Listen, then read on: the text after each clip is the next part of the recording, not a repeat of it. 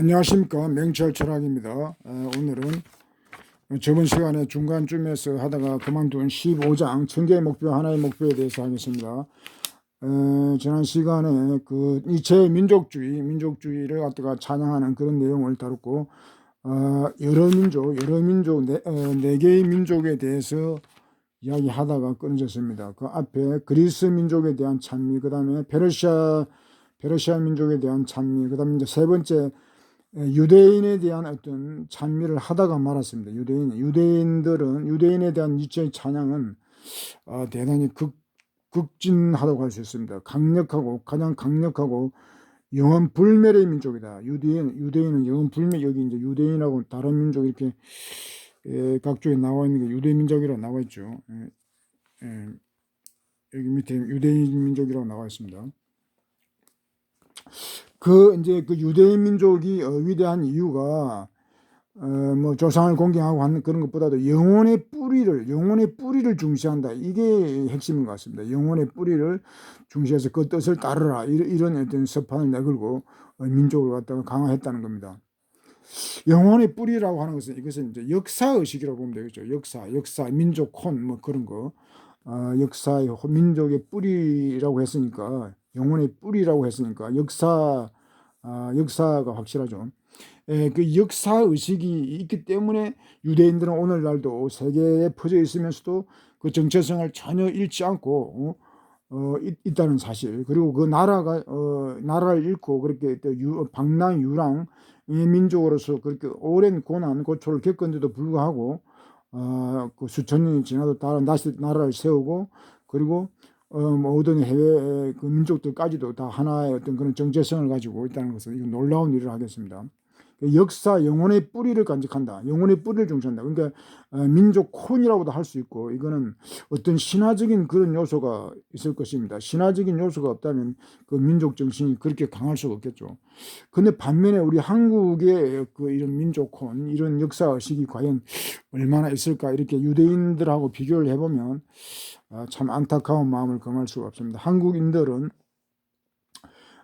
해외 동포가 지금 한 800만, 750만 정도 되는데, 해외 동포들 보면은 한 상당수, 절반은 뭐 안 된다 하더라도 한 상당수의 동포들이 민족의식, 역사의식 이런 것을 상실하고 그냥 외국인으로 그렇게 살아가는 경우를 많이 봅니다.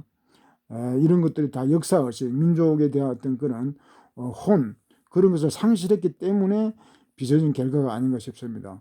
반면에 이 유대인들은 한 번 유대인은 영원한 뭐 유대인이라고 할 정도로 그 나라를 잃고도 그런 정신을 계속 유지하고 있는 거거든요.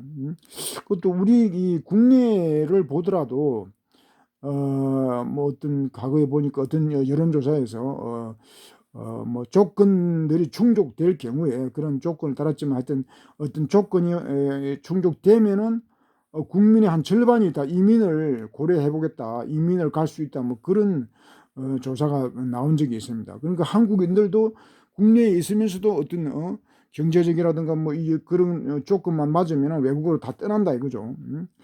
그런 것은 상당히 위험한 일이죠. 그러니까 우리 민족의 이런 유대인과 같은 그런 어떤 민족의식, 역사의식이 상당히 결여되어 있다, 정체성이 대단히 약하다 하는 것을 방증한다고 하겠습니다. 그러니까 유대인들이 이렇게 강력한 민족으로 지금 세계 뭐 미국을 지배하는 것이 아직도 유대인이라는 말이 나올 정도로 이렇게 물론 유대인에 대한 비판도 있습니다만, 그 유대인들이 그런 위대한 어떤 정신이 가능했던 것은 이런 영혼의 뿌리를 중시하는 이런 것이 크게 작용했다고 봅니다. 뭐 철학이 있다는 것이죠. 철학이 있고 사상이 있고, 또 이 철학 속에는 유대인 같은 경우는 또 신화, 신화를 기록한 그 성경 같은 그 뭐가 있는데, 하여튼 그런 게 있어가지고 이런 민족성을 강화했다고 봅니다. 철학만 가지고도 안 되고 신화적인 요소도 들어가야 된다는 것입니다. 인간은 이성적 존재라고 는 지금 현대사에서는 단언하지 않기 때문에 이성 외적인 요소를 가지고 민족성을 강화해 줘야 한다는 것입니다. 그 다음에 나오는 것이 이제 독일 게르만 민족인데, 게르만 민족의 어떤 참여하는 이유는 충성심이 강하고 악하고 위험한 일에도 명예와 피를 일컫는다. 뭐 이런 겁니다. 이건 특이한 것이 이제 악한 일, 위험한 일에 목숨을 건다는 것이죠. 이런 민족은 상당히 드물죠. 악하고 위험한 일이면은 이런 데를 다 피하려고 하지. 뭐 전쟁이 됐건 뭐가 됐든 하여튼 조국을 위해서는 헌신한다는 겁니다. 헌명한다는 겁니다. 이런 정신이 있었기 때문에 자기 자신을 억제하고 제어함으로써 거대한 희망, 미래를 갖다가 창조하는 그런 기대를 걸 수 있는 그런 민족이라는 거죠. 거대한 희망을 잉태했다는 것은 얼마든지 미래를 창출할 수 있다는 그런 내용이겠죠. 이 지금 게르만 민족이 아니고 고대인들, 고대 게르만족의 어떤 그런 특징이 이렇게 있다는 겁니다. 니체는 이렇게 네 가지 민족의 예를 들면서 민족이 위대하다 이런 민족들뿐만 아니라 여러 뭐 천개의 민족이라고 하지만 뭐 종족이라고 해도 되고 하여튼 이런 그런 위대한 역사들이 있었다. 그것은 권력 의지의 어떤 소산이고 인류의 어떤 자기 극복의 어떤 위대한 역사다라고 하는 것을 이야기하면서 민족주의를 이제 찬양하는 것입니다. 이런 뭐 생소하게 이런 얘기를 받아들일 사람도 없지 않겠는데 니체는 분명히 이런 민족주의를 옹호한 적이 있습니다. 옹호했습니다. 확실하게.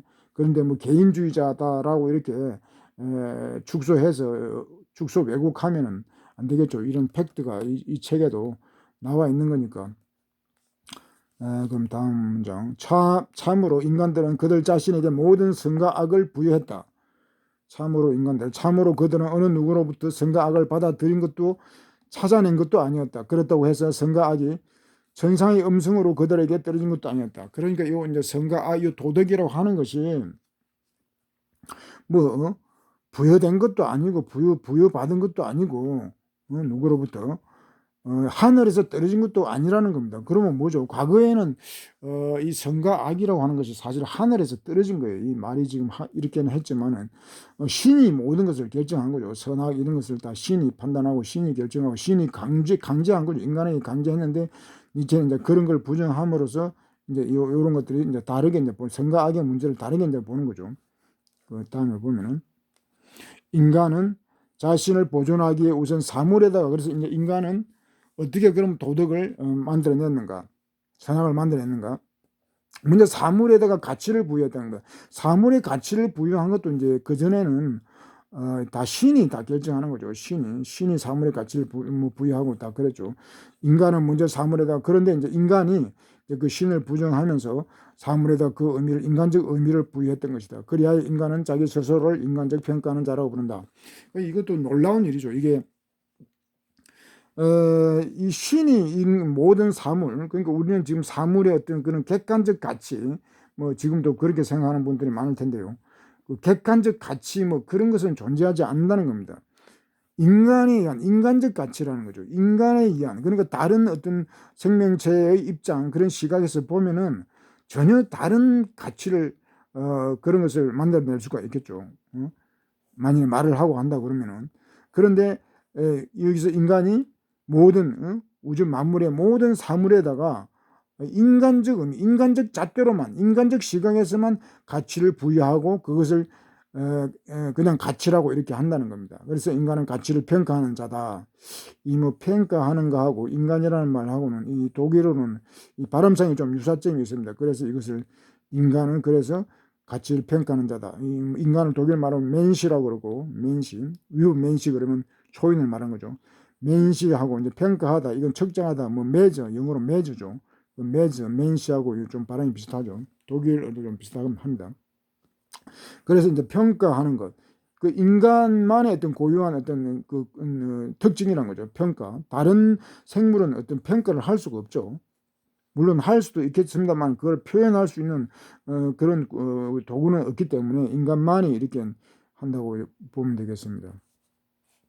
가치 평가란 곧 창조가 아닌가 이 말을 들으라. 그대 창조하는 자들이요 평가된 모든 사물에는 평가 그 자체가 버무리는 기준품이다. 평가가 창조다. 그러니까 이제 평가를 신이 이미 했죠. 신이 이미 가치 평가를 했는데 창조가 되는 이유는 그 신이 가치 평가한 것을 인간이 이제 파괴를 하는 거죠. 파괴를 했기 때문에 이 책의 이 창조라는 것은 꼭 파괴입니다. 파괴. 그것도 다음에 나오지만은 파괴를 했기 때문에 창조라는 겁니다. 창조하는 자들이요. 이 창조라는 창조하는 자들, 이것은 앞에서 1장에서 이제 그 창조라고 하면 아이를 이제 이야기한 거죠. 창조하는 자, 창조하는 자가 이제 아이고 있고 초인을 이야기하는 겁니다. 이 창조하는 자는 그 초인 또는 뭐 창조한이 아니고 종류가 아니고 하는 중인 자, 뭐 그러니까 아직 초인은 아니죠. 창조하는 자들이요. 평가된 모든 평가 그 자체가, 그러니까 평가 자체가 사물이라는 겁니다. 평가 자체가. 그러니까 사물보다 평가가 먼저라는 얘기입니다. 사물보다 평가가 더 귀중하다는 거죠. 보물이 더 귀중품이다. 이 말은 또 다음에 나옵니다. 평가를 통해서 비로소 가치가 생겨난다. 요 말이 그 말이죠. 그러니까 우리는 가치가 먼저 있고 그 가치 평가를 한다. 이렇게 생각하는데 그게 아니고 인간의 가치이기 때문에 인간의 가치는 인간이 평가를 함으로써 가치가 성립하는 것입니다. 이게 조금 이해하기 어려울 수도 있는데 이 말 자체가, 평가라는 말 자체가 가치를 평가하다 뭐 그런 뜻이기 때문에 이게 오해할 수도 있는데, 가치라는 것은 인간의 가치고 인간이 존재하지 않으면 가치라는 것도 나올 수가 없죠. 그렇기 때문에 이 평가가 문제다. 요거 이제 다른 말로는 니체는 사실보다 해석이 문제다 이런 말도 합니다. 그러니까 그거하고 비슷하죠. 평가하는 거하고 해석하는 거하고 다 어떤 판단을 전제로 하는 거기 때문에 그 판단을 하는 것이 문제라는 겁니다. 그러니까 이게 좀 어려운 이유는 가치가 있고 뭐 사실이 먼저 있다라고도 할 수 있는데, 중요한 것은 뭐냐면은 거기에 주관적인 것이랍니다. 인간 주관적. 칸트가 이제 아까 여기서도 이야기했는데, 칸트가 인간적 의미라고, 이제 인간의 모든 사물의 의미는 인간적 의미다라고 하는 건 이는 칸트, 니체보다도 칸트가 먼저 이야기한 겁니다. 칸트가 그런 주장을 했는데, 그 이야기는 모든 사물의 가치는 인간적 가치다라고 하는 것은 인간의 주관이 들어간다는, 인간의 주관, 인류의 주관이 들어가는. 그래서 주관주의, 칸트의 어떤 그 진리설을 갖다가 주관주의, 구성설 뭐 이렇게 이야기합니다. 그래서 주관적이라는 겁니다. 먼저 인간의 주관, 편견, 뭐 선입견이 먼저 개입을 해서 가치 평가를 한다는 겁니다. 그래서 평가가 가치보다 먼저라는 것이고, 또 어떤 사물이나 어떤 존재 이런 것보다도 가치가 문제라는 것이죠. 가치가 문제라는 것입니다. 해석이 먼저고 평가가 문제라는 겁니다. 이거 뭐 좀 어려운 문제일 수도 있는데 하여튼 이런 게 있다는 것만 알아둬도 좋겠습니다. 그러므로 평가가 없다면 현 존재라는 호두 깎이는 호두는 알맹이 없는 껍데기에 불과하다. 그러니까 평가, 존재고 사물이죠. 존재라는 것은 평가가 없으면 그냥 껍데기에 아무 소용없는 무용지물이 된다는 것입니다. 인간이 없어도 사물이라는 것은 별 의미가 없는 거죠. 인간이 만일에 없다고 그러면 이 세계 우주가 다 의미가 없는 거죠. 존재의 이유가 없는 거죠. 인간이란 존재가 있기 때문에 가치를 거기에 평가를 하고 존재의 의미가 있는 것이, 인간 없는 우주 이런 거는 우리가 상상할 수도 없는 것이고, 그렇기 때문에 이제 가치라는 것이, 평가라는 것이 먼저라는 것이죠. 평가가 있기 때문에 현 존재도 존재한다, 그렇게 보면 현 존재가 존재하기 때문에 인간이 존재한다, 뭐 이렇게 생각할 수도 있는데 그 정반대로 이렇게 생각할 수 있어야 이제 그게 철학입니다. 그게 이제 칸트가 그런 얘기를 했기 때문에 이런 주장을 하면서 자기의 철학이 뭐 지동설에 막무는 그런 어떤 지출 흔드는 뭐 대단한 그런 철학이었다고 이제 주장할 정도였죠. 철학의 코프르니쿠스라고 자기 이제 그 인식론을 칸트는 그렇게 얘기했습니다. 그러니까 존재가 있고 사물이 있고 가치가 있는 게 아니고, 인간이라고 하는 것이 먼저 있고 존재라든가 사물 이런 것들이 존재한다는 겁니다. 이 선의 문제가 이렇게 뒤바뀌는 거죠. 이게 뭐 불교식으로 하면 연기법으로 해도 이제 이렇게 되는 거죠. 그러니까 이런 것은 상당히 고급 철학적으로 할 수 있는데 중요한 거니까 좀 어렵더라도 이런 얘기를 좀 새겨두면 좋겠습니다. 가치의 변화, 그것은 다름 아니라 창조하는 자의 변화를 말한다. 창조하는 자가 되려는 자는 언제나 파괴, 이것도 나오죠. 창조는 곧 파괴입니다. 니체에게 창조한다는 것은 반드시 파괴를 전제한, 파괴하지 않는 창조는 그건 창조가 아닙니다. 기존 질서를 해체한 상태에서 파괴한 상태에서 창조라는 것이 가능하지, 기존 질서와 가치를 그대로 두고는 창조라는 것이 있을 수가 없죠. 제약을 딱 받기 때문에, 그 제약을 받기 때문에 기존의 질서를 파괴한 후에 창조가 나온다는 것입니다. 처음에는 여러 민족이 창조의 주체였다. 처음에는 여러 민족이 창조의 주체였다. 나중에는 개인이 창조의 주체가 되었다. 참으로 개인 자체는 최근의 창조물이다.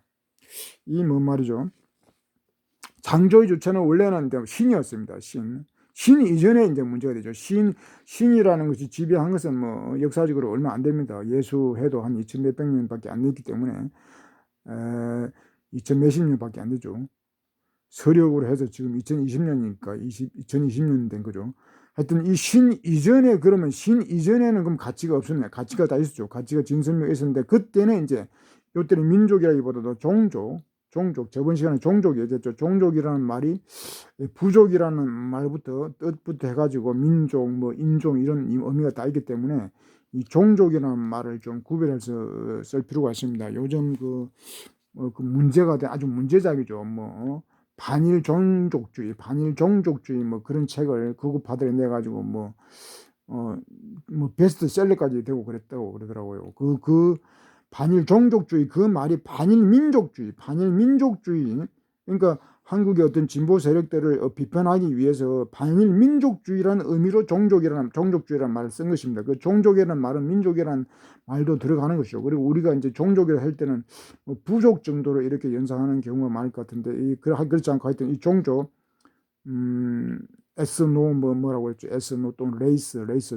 그러니까 그 종족이라고 하는 것이 그 부족인데 민족의 의미도 가지고 있지만, 하여튼 그런 민족 이전에 민족이라는 것을 엄밀하게 따지면 프랑스 혁명 이후에 이제 민족이라는 이 개념이 탄생을 하는 것입니다. 그 이전에는 종족이라고 봐야 됩니다. 독일 같은 경우에도 그 통일되기 이전에 여러 부족들이 있었단 말이죠. 뭐 수백 개 뭐 부족 국가라고 할 도시 국가들이 있었죠. 그런 종족들이 창조의 주체였다는 겁니다.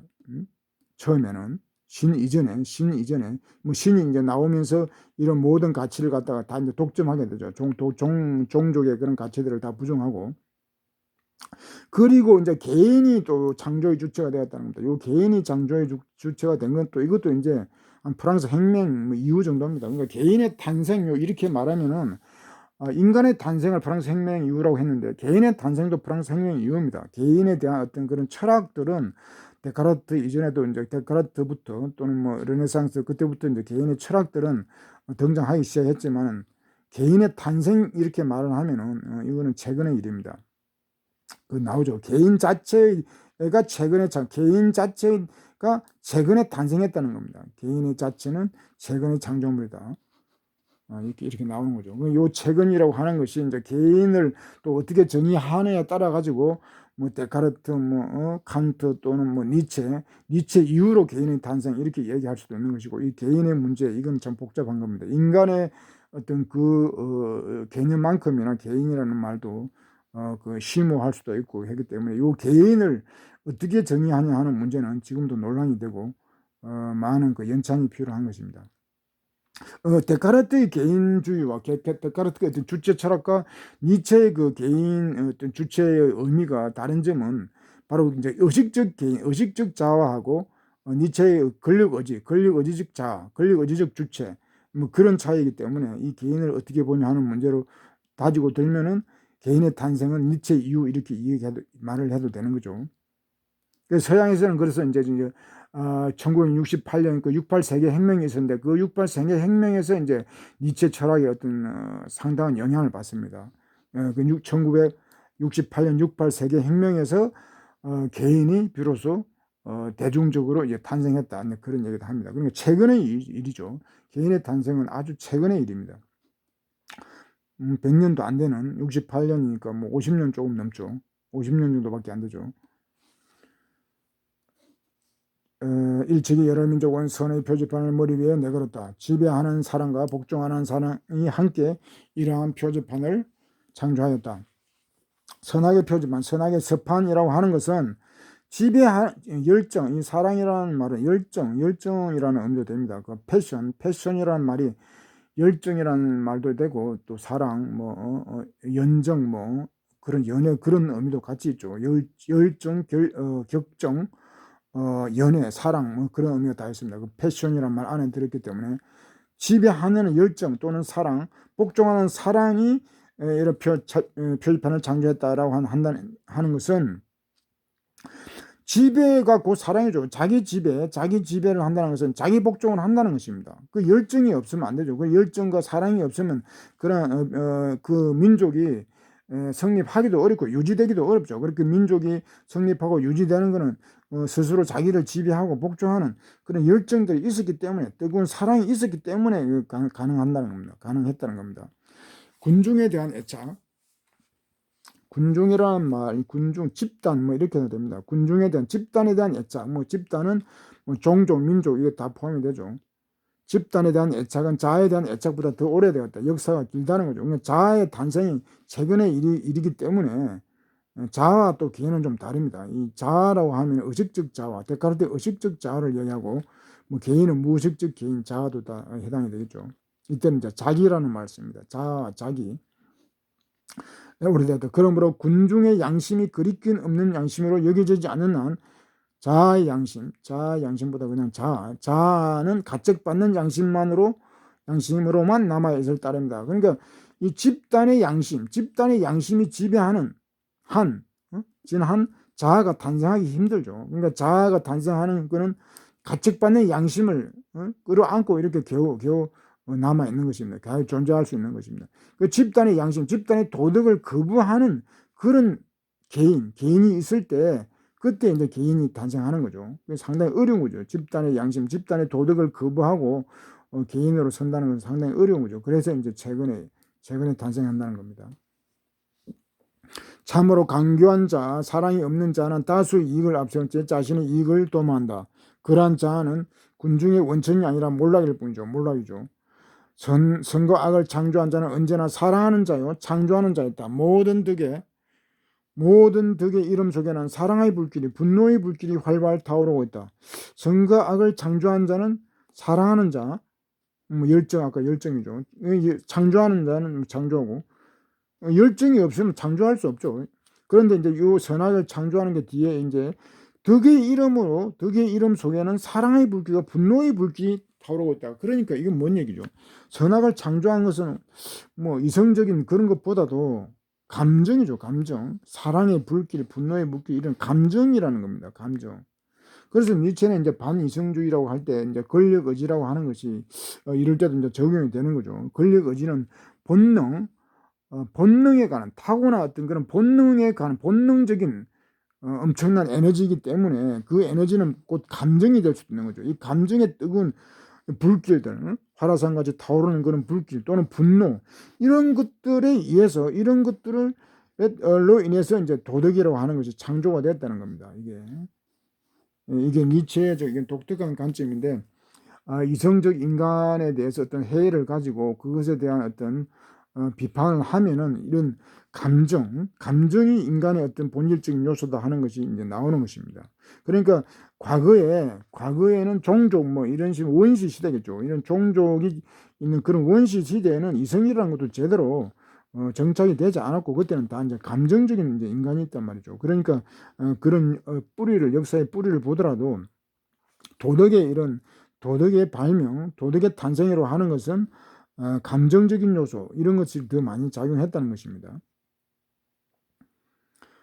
자라투스트는 많은 나라와 많은 민족을 보았다. 자라투스트는 이 세상에서 사랑하는 자들이 이루어놓은 일보다 더 커다란 힘을 보지 못했다.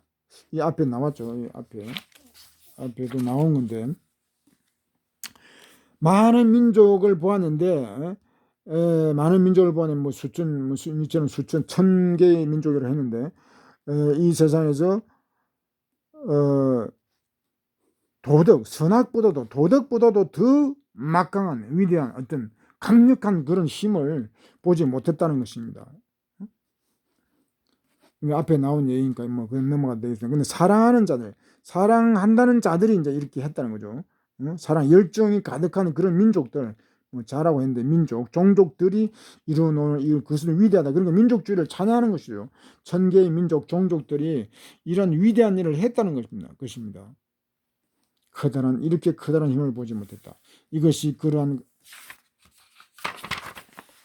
그러한 창조물의 이름이다.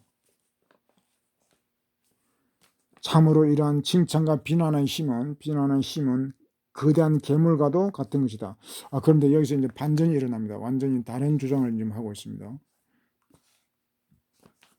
지금까지는 민족주의에 대한 어떤 칭찬, 어떤 그런 찬양이었는데, 이제 갑자기 비난과 칭찬과 비난의 힘은 거대한 괴물이라고 이렇게 말하는 것입니다. 괴물, 도덕이라고 하는 것이, 이 칭찬과 비난은 도덕이죠. 선은 참이 되고 악은 비난되기 때문에 이 선악 도덕의 힘은 거대한 괴물로 둔갑이 됐다는 것입니다.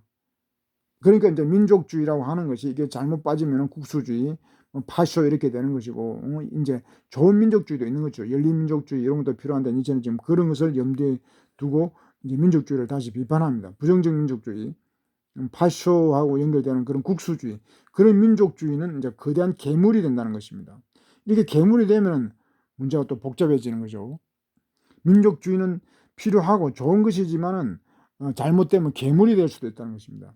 말하라 형제들이여, 누가 나를 위해 이 괴물을 제압해야죠. 그러니까 민족주의가 선한 민족주의가 이제 악의 민족주의로 이렇게 둔갑을 했을 때는 그걸 제압을 해야 되는데, 누가 그걸 할 수 있냐 이 말이죠. 누가 청견화되는 도덕, 청견화되는 민족의 그런 어떤 도덕 법칙을 누가 족쇄를 채우냐 이 말이죠. 목에다 쇠사슬을 채워서 그것을 통제할 수 있는가 하는 것입니다. 니체가 뭐 이런 민족주의에 그 당시만 해도 그렇게 민족주의가 뭐 바로 하고 그러지는 않았는데, 니체는 먼 미래까지도 내다보고 이런 얘기를 한 것 같아요. 지금까지 1000개의 목표가 있었다. 그것은 1000개의 민족이 있었기 때문이다. 종족이 있었기 때문이다. 1000개의 목표, 1000개의 도덕적인 목표라는 것은 도덕적인 목적이라고 해야 됩니다. 목적과 목표는 다르다고 했죠. 목표라고 하는 것이 만일에 목적을 전제하지 않으면 그 목표는 무용지물이 아무 의미가 없습니다. 우리 지금 한국에서 이 목적의 상실, 어떤 목적은 방향이라고 볼 수 있는데, 가장 최종적인 그런 목적을 상실한 그런 측면이 분명히 있는 것 같습니다. 물론 목적이라는 말을 얘기는 합니다. 뭐 인생의 목적, 삶의 목적. 그런데 그 목적이라고 하는 것이 과연 철학적으로 무슨 근거가 있으면 타당성이 있는가? 이를테면 뭐 삶의 목적, 행복이니 뭐 사랑이니 이런 얘기를 하죠. 그런데 그 사랑이 무엇이고 행복이 무엇이냐고 이렇게 물으면은 그걸 제대로 답하는 사람이 드뭅니다. 그렇기 때문에 사랑이 뭔지도 모르고 행복이 뭔지도 모르고 그걸 삶의 목적이라고 이렇게 이야기해버리면은 그거는 말이 안 되는 거죠. 그래서 목적이 없는 사회, 우리 뭐 한국 사회뿐만 아니라 니체 같은 경우에는 이미 그 니체 시대의 목적을 상실했다. 그래서 허무주의가 지배한다고 그랬거든요. 허무주의. 목적이 없는 것입니다. 목적이 없는데 또 목표가 있다고 그러면 안 되죠. 목적이 없는데 목표가 있다고 그러면 그건 이제 사상누가 무용지물이 되는 거죠. 사상누가. 그러니까 목표라는 이야기를 할 때는 반드시 목적을 전제해야 됩니다. 그렇지 않으면 그것은 사상누가 같은 그런 주장이 되는 것이니까 이 목적과 목표를 좀 염두에 두면 좋겠습니다. 1000개의 민족이다. 다만 1000개의 목에 저을 족사 하나의 목적이 없을 뿐이다. 인류는 아직 목적을 가지고 있지 못하다. 제가 벌써 이야기하는 거죠. 인류에게도 목적이 없다는 것이죠. 그러니까 우리 민족 개인적으로도 어떤 목적을 상실했고 목적의 어떤 그런 갈피를 잡지 못하고 있고 민족도 어떤 그런 방향이 좀 흔들리는 그런 게 있었죠. 그리고 지금도 어떤 정확한 방향 이런 것을 우리 방향성을 잘 잡지 못한 그런 부분도 있는 것 같습니다. 근데 니체는 지금 인류의 목적이 없다는 겁니다. 방향성이 없다는 것이죠. 그렇기 때문에 말하라 형제들이여, 인류에게 아직도 목적이 없다면 그것은 인류 그 자체도 아직 없음을 뜻하지 않는가. 이것도 충격적인 내용이죠. 인류라는 것이 없다는 겁니다. 인류가 탄생하지, 개인의 탄생, 지금 인간의 탄생하면서 니체는 다시 인류의 탄생을 문제 삼는 거죠. 인류가 탄생했는가? 인류가 존재하지 않는다. 인류가 존재하지 않는다는 겁니다. 이거 엄청난 내용인데 이거. 그럼 인류가 왜 존재하지 않는다라고 니체가 얘기할까요? 그 바로 이 목적이 없다는 겁니다. 하나의 목적. 인류가 되기 위해서는 하나의 어떤 선화, 세계 윤리라는 이런 말, 인류주의 이런 게 있어요. 철학. 세계가 하나라는 그런 어떤 뭔가 철학이 있어야 되고 윤리가 있어야 되는 것입니다. 그런데 이런 개념 자체가 없죠. 지금도 우리는 세계 윤리 이런 말이 없습니다. 국제법 이런 것은 있지만은 세계법 이런 말도 없죠. 그러니까 세계윤리라는 말, 세계 철학, 하나로 묶어주는 그런 사상, 세계인의 사상 이런 것도 없는 거예요. 그러니까 그런 개념이 없기 때문에, 사상이 없기 때문에 하나의 인류 이런 것은 아직도 요원한 것이죠. 니체 시대에, 니체는 이미, 근데 니체 시대에 이런 세계의 어떤 세계주의, 세계는 하나다, 뭐 인류, 뭐 박애, 뭐 이런 보편주의, 세계 보편주의 이런 것은 17, 8세기 계몽주의와 상당히 횡행한 사상들입니다. 횡행한 철학입니다. 계몽주의가 세계는 하나다, 뭐 세계 인류, 뭐 보편주의 이런 것을 강력하게 주장하고 나섰는데, 니체가 볼 때는 그거 다 헛소리란 거죠. 칸트조차도 이제 세계주의, 보편주의, 뭐 세계 뭐 통일 어떤 연합 국가 뭐 그런 가지도 칸트가 다 구상을 하고 했지만은 한마디로 웃긴다는 얘기죠. 그게 니체가 볼 때는 뭐 세계의 어떤 그런 윤리조차도 없고 아무것도 없는데 무슨 인류, 하나의 인류가 되냐, 뭐 니체는 지금 그런 걸 이야기하고 있는 것입니다. 그러니까 천개의 민족들이 이렇게 수천 년 동안 자기 독자적인 이런 완전히 다른 선과 악을 윤리 체계를 가지고 이렇게 살아왔는데, 이게 어떻게 갑자기 하루아침에 이게 하나의 인류가 되냐 이거죠. 불가능하다는 이제 그런 얘기입니다. 그래서 니체가 자신이 처음으로 하나의 인류를 위한 그런 어떤 철학 사상을 자기가 제시했다는 것이죠. 하나의 목표와 목적이 없었다. 니체가 이제 그 하나의 목표를 제시한 거죠. 그게 바로 이제 초인 사상이라는 것입니다. 니체가 초인 사상을 들고 나오면